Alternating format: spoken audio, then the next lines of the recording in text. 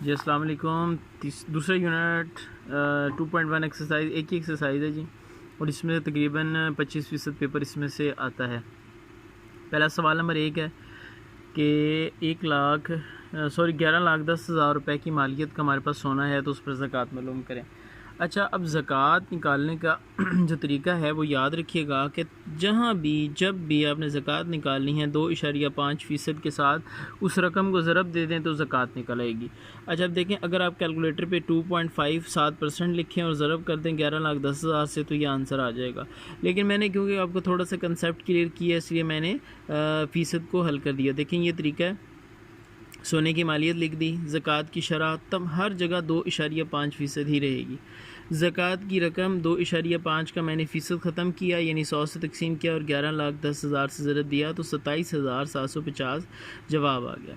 सवाल नंबर 2 है हमारे पास जो चांदी है, हमारे पास चांदी है 3 लाख रुपए की, तो इस पर आपने ज़कात निकालनी है। चांदी की मालियत 3 लाख, ज़कात की शरह 2.5% और ज़कात की रकम 2.5 का फ़ीसद ख़त्म किया और ज़रब दे दिया 3 लाख के साथ, तो 7500 हमारी ज़कात निकल आई। सवाल नंबर 3 है सवाल नंबर 3 में हमारे पास लिखा हुआ है, इसमें ना हमें सोने की मालियत नहीं दी हुई, सोने की मिकदार बताई हुई है। भाई, ये हमारे पास 10 तोला सोना है, 50 तोले चांदी है, तो और साथ में कीमत बता दी भी 1 तोला की कीमत 40,000 है। तो मैंने इख्तसार के लिए यानी तफसील से बचने के लिए बड़ा शॉर्ट सा किया काम। सोने की मालियत कितनी है जी? देखें, 10 तोले सोना है और 40,000 1 तोले की कीमत है, 10 ज़रब 40,000 4 लाख रुपए आ गया। इसी तरह चांदी की मालियत 4,000 रुपये जो है 1 तोले की कीमत है और 50 तोले टोटल चांदी है, तो इनको ज़रब किया तो 2 लाख। अब जो कुल रकम है वो है 6 लाख रुपए। अब ज़कात की शरह 2.5%, ज़कात की रकम 2.5 का मैंने फ़ीसद ख़त्म किया और ज़रब दे दिया 6 लाख के साथ, तो ये हमारे पास 15,000 आंसर इसका आता है। वो नेक्स्ट पेज पे ये मैं आपको दिखाता हूँ, सॉरी, ये देखें 2.5 तकसीम 100 ज़रब 6 लाख है, तो इसका जो आंसर है वो 15,000 आ जाएगा। ठीक है, सवाल नंबर 4 है। सवाल नंबर 4 में हमारे पास है कि अब हमारे पास इन्होंने सोने की मालियत हमें टोटल दे दी है, मतलब, और इसके बाद नकद रकम एक बताई हुई है और चांदी की मालियत नहीं दी हुई, चांदी की मिकदार और फ़ी तोला की कीमत दी हुई है। तो सोने की मालियत 8 लाख, नकद रकम 4 लाख और चांदी की मालियत मालूम करेंगे। 5,000 को 50 से ज़रब दिया तो 2,50,000। अब कुल रकम हम बनाएंगे कितनी है? 8 लाख जमा 4 लाख जमा 2,50,000, तो ये हमारे पास कितनी रकम बन जाएगी? ये हमारे पास बन जाएगी तकरीबन 8 4 12 और 12 2 14,50,000 रुपये हमारी की बन जाएगी। सॉरी, यहाँ एक ज़ीरो नहीं लगा, ये 14,50,000 हमारी कीमत है। तो मैं ये यहाँ पे जब मैं सॉल्व कर रहा था तो इसको मज़ीद मैं सॉल्व करना भूल गया। देखें जी, इसके नीचे इस तरह होना है। शरह हमारी 2.5% है। रकम से मुराद है ज़कात की रकम, तो 2.5 को 100 से तकसीम, मतलब इसका फ़ीसद ख़त्म करके हम 16,50,000 से जब ज़रब देंगे तो हमारे पास ये 4,120 रुपये इसकी ज़कात आ जाएगी। सवाल नंबर 5 है। सवाल नंबर 5 में जी वो बयान कर रहा है कि कुदरती ज़राए से, अच्छा देखें, फ़सल की जो रकम फ़सल के ऊपर दी जाती है, या यूँ कह लें जो ज़कात फ़सल पे दी जाती है उसको उशर कहते हैं। जब समझ लें दो चीज़ें, एक होती है जी फ़सल की 2 किस्में होती हैं, एक होती है कुदरती, एक होती है मसनूई। ये देहात के बच्चे समझेंगे अच्छी तरह। कुदरती फ़सल वो होती है जिसमें बीज डालकर छोड़ दिया जाता है, कुदरत की तरफ से ही उसमें बारिश होती है और फिर वही जब फ़सल उग जाती है तो उसको काट के उसको बना लिया, अनाज वगैरह उसका निकाल लिया जाता है, तो उसको कहते हैं कुदरती फ़सल। एक होती है मसनूई। मसनूई में क्या है, बाकायदा वक्त दिया जाता है, काट छाँट की जाती है, पानी लगाया जाता है, खर्च अखराजात किए जाते हैं, वो है मसनूई। तो जो कुदरती है उसके ऊपर टैक्स है, यानी उशर है 10%, और जो मसनूई है उस पर उशर है 5%। तो क्योंकि ये हमारे पास मसनूई फ़सल है तो इसलिए लिखेंगे फ़सल की मालियत 6 लाख। आप मसनूई लिख सकते हैं, मसनूई ज़राए से पैदा होने वाली फ़सल की मालियत लिख सकते हैं 6 लाख रुपये। इसी तरह उशर की शरह 5% और उशर की रकम 5 का फ़ीसद ख़त्म करके हमने ज़रब दे दिया 6 लाख से। अब हमारे पास जो आंसर आया है वो आया है जी 30,000 रुपये, यानी 6 लाख पर हमने 30,000 रुपये इसका उशर देना है। इसी तरह सवाल नंबर 6 में अब है तो फ़सल की, लेकिन यहाँ पे कुदरती फ़सल आ गई है, तो इसमें फ़सल की मालियत 3,50,000, उशर की शरह 10,000। उशर की रकम में उसी तरह देखें जिस तरह ज़कात वाला सवाल करता हूँ, उशर 10 का फ़ीसद ख़त्म किया और ज़रब दे दिया 3,50,000 से, तो ये 35,000 रुपये हमारे पास इसकी रकम आ गई है, फ़सल की उशर जो है हमने अदा करना है।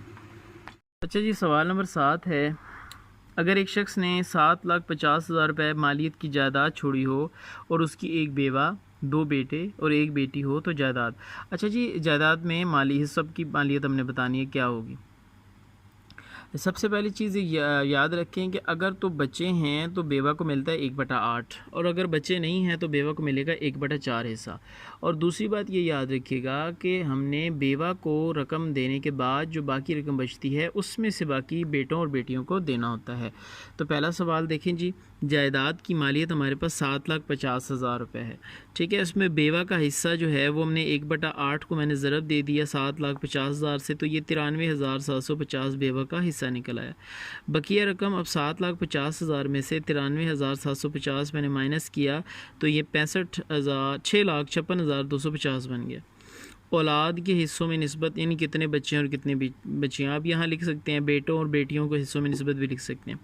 तो देखें जी, जो बेटे जितने बेटे होंगे उतनी मरतबा 2 आएगा और जितनी बेटियां होंगी उतनी मरतबा 1 आएगा। 2 बेटे हैं इसलिए 2 निस्बत 2 निस्बत 1। अब निस्बती मजमुआ क्या है जी, 2 जमा 2 जमा 1।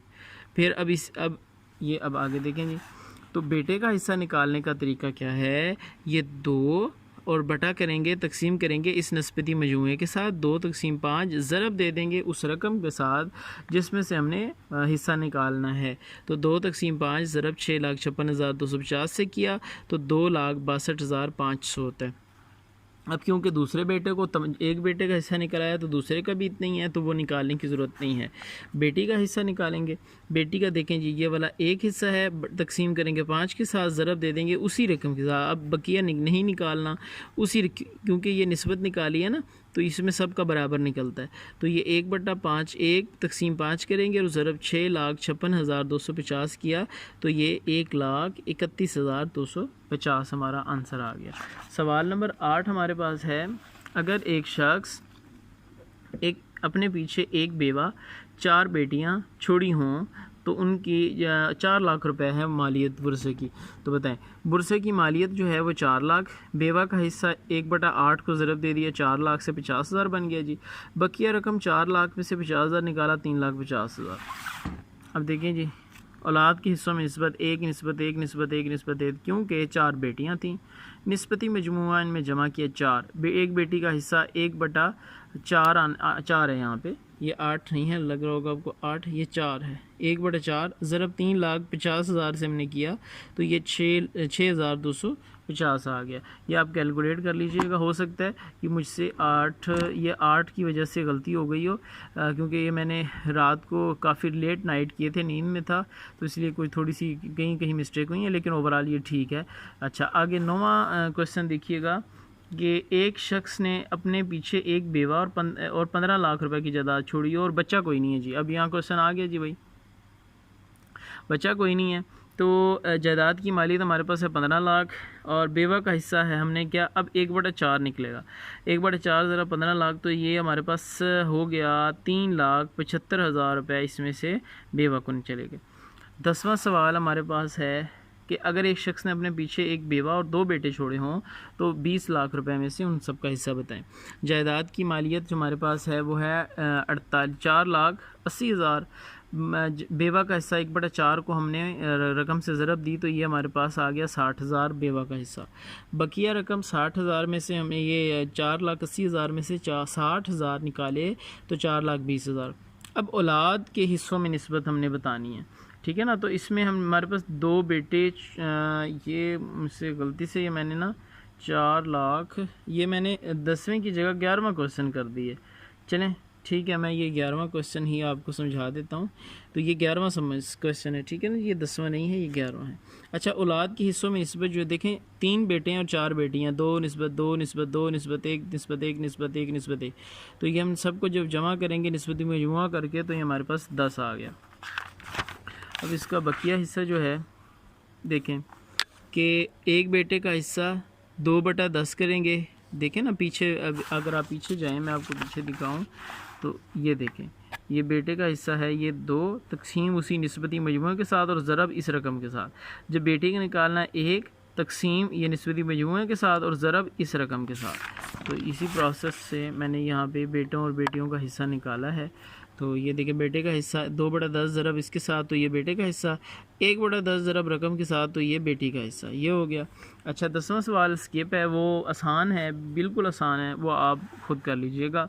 अगर ना हो सका तो मुझे कमेंट कर दीजिएगा, मैं आपको कर दूंगा सॉल्व। अच्छा, 11वां सवाल हमारे पास क्या है, ये 4 लाख। अब ये 12वां सवाल है, ठीक है।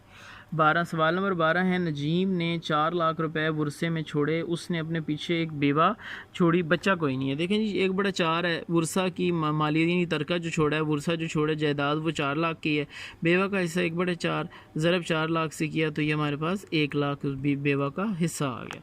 अच्छा जी, ठीक है। अब इस ये एक ही एक्सरसाइज थी, ख़त्म हो गई। अब इंशाल्लाह मिलते हैं जायज़ा मश्क में।